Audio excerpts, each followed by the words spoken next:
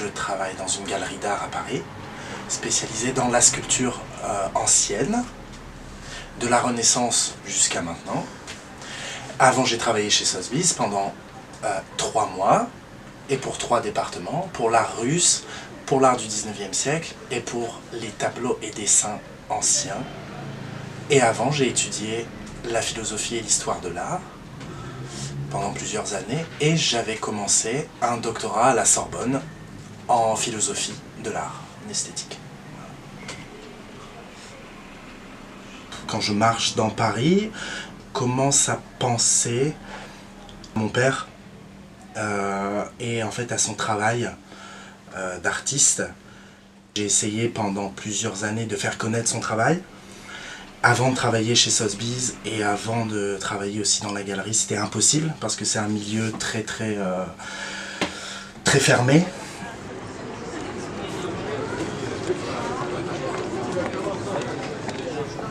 J'ai une relation très profonde avec mon père parce que donc j'ai perdu ma mère quand j'étais plus jeune. Je dois choisir un souvenir. Donc quand j'étais tout petit, quand j'étais couché. Donc j'ai ma mère qui montait et qui était, je suis désolé, ça va être un peu, mais donc elle était déjà malade, elle avait des problèmes de respiration, donc c'était déjà difficile pour elle de monter et tout. Mais donc elle venait et en fait elle me couchait et elle me mettait toujours, elle s'asseyait à côté de moi et elle prenait un livre et elle disait toujours c'est le paradis. Je ne peux pas choisir un art en particulier parce que justement je me suis toujours intéressé aux relations liées et donc c'est pour ça que voilà, chaque art apporte à l'autre. Il y a un poète donc, que j'ai étudié beaucoup. Je travaillais énormément sur la poésie et sur un poète français qui s'appelle Paul Valéry. Et tous les matins, en fait, devant son journal, de comprendre l'inspiration, de comprendre comment lui vient cette capacité qu'il a créée. Donc il y a un petit poème de Valéry que j'aime beaucoup.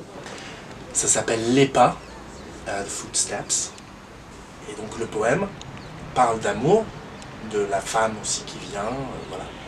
Mais il parle aussi de l'art et l'inspiration qui lui vient pour écrire. Ça dit ce que l'œuvre d'art doit être, c'est-à-dire c'est une attente d'une création qui doit venir, c'est la démarche de l'artiste.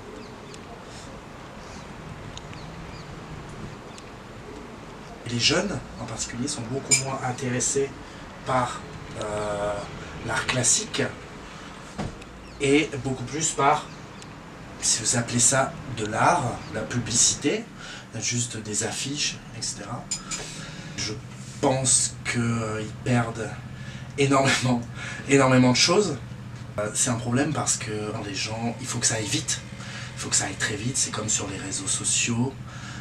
C'est comme sur le téléphone, c'est comme pour les séries, il faut que ça aille vite et donc du coup il y a des conséquences aussi sur l'art et sur les productions artistiques qui font que n'importe quoi aujourd'hui peut être de l'art. Et le problème de ça, c'est ce que je disais tout à l'heure par rapport au poème de Valéry, c'est-à-dire que justement c'est parce que les gens n'attendent plus quelque chose, il faut absolument, alors que justement ce qui fait la force des œuvres du passé et ce qui fait qu'elles sont vraiment de l'art, c'est que vous pouvez dialoguer avec elle indéfiniment et c'est une affaire de temps.